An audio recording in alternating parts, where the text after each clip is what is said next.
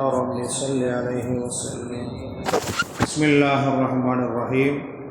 மென்மை மிக்க பெருமக்களே, உலகத்தார் அனைவர்களுக்கும் பொதுமறையாக அனுப்பப்பட்ட திருக்குர்ஆன் ஷரீஃப் 14 நூற்றாண்டுகளை கடந்தும் இன்று வரை அந்த திருக்குர்ஆனிலே இறைவனால் இறக்கி அருளப்பட்ட 6666 வசனங்களில் அந்த ஒரு வசனத்தை கூட எந்த ஒரு புள்ளியையும் எந்த ஒரு ஆயத்துகளையும் அல்லது அர்த்தங்களையும் மாற்றி அமைக்க முடியாத அளவுக்கு இறைவனால் பாதுகாக்கப்பட்ட மிக உயர்ந்த அற்புதமான வேதம்தான் திருக்குர்ஆன்.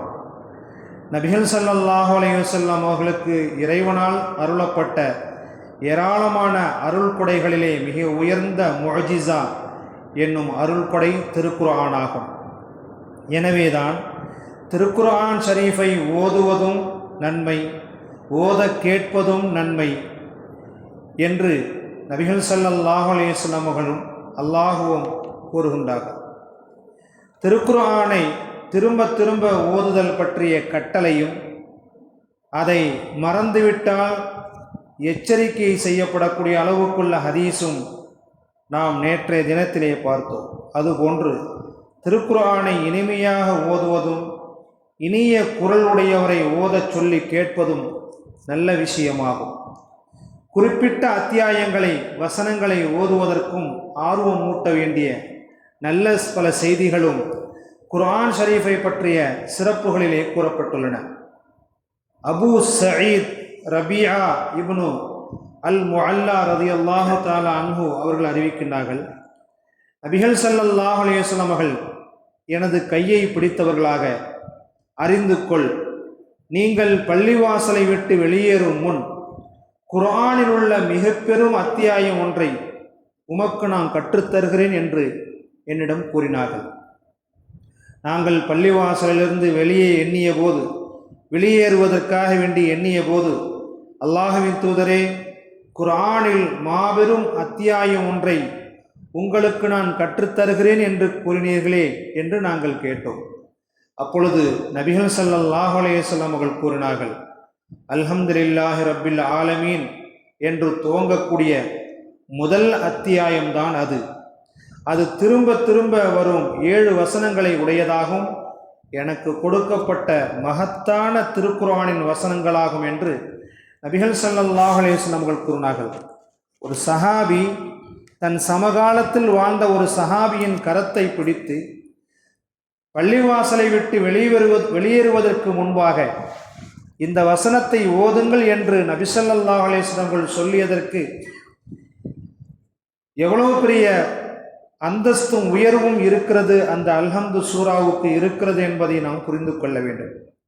எனவேதான் அல்ஹம்து சூராவை ஒரு மனிதர் தினம் தினம் ஓதி வர வேண்டும் என்பதை மேற்கூறிய ஹதீஸின் நமக்கு கருத்தாக சொல்லப்படுகின்றது.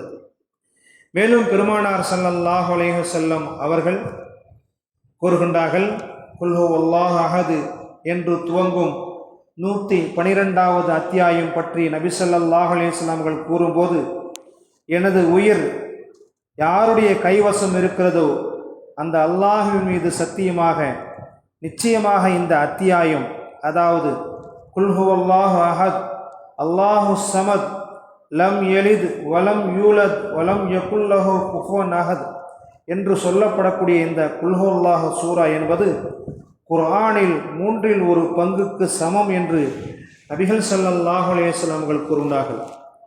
மேலும் இதுபோன்று தனித்தனியான சூறாக்களுக்கு சிறப்பு இருக்கிறது என்பதை சொல்லக்கூடிய நபி ஸல்லல்லாஹு அலைஹி வஸல்லம் அவர்கள் சூரத்துல் பக்ரா அத்தியாயத்தின் இறுதியான 2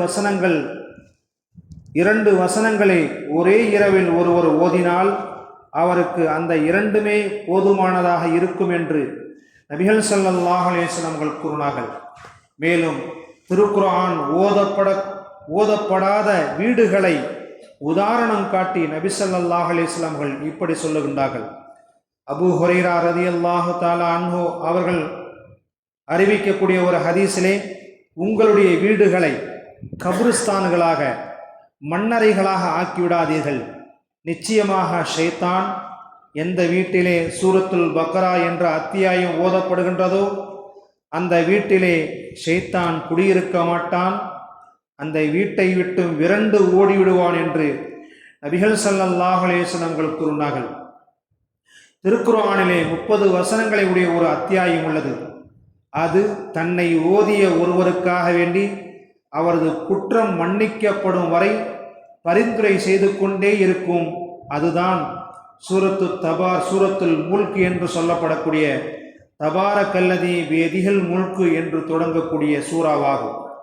இப்படி தனித்தனி சூறாவுக்கும் தனித்தனி எழுத்துக்கும் திருக்குர்ஆனிலே நன்மை இருக்கின்றது.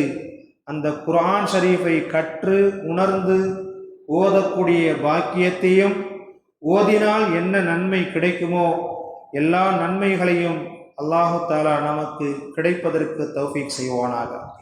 சுப்ஹானல்லாஹி பிஹம்திஹி சுப்ஹானக்கல்லாஹும்ம பிஹம்திக அஷ்ஹது அன் லா இலாஹா இல்லா அன்த அஸ்தக்ஃபிருக வ அத்தூபு இலைக். சுப்ஹான ரப்பிக ரப்பில் இஸ்ஸத்தி அம்மா யசிஃபூன் வஸலாமுன் அலல் முர்ஸலீன் வல்ஹம்துலில்லாஹி ரப்பில் ஆலமீன். ஸல்லல்லாஹு அலா முஹம்மத் ஸல்லல்லாஹு அலைஹி வஸல்லம். ஸல்லல்லாஹு அலா முஹம்மத் ஸல்லல்லாஹு அலைஹி வஸல்லம்.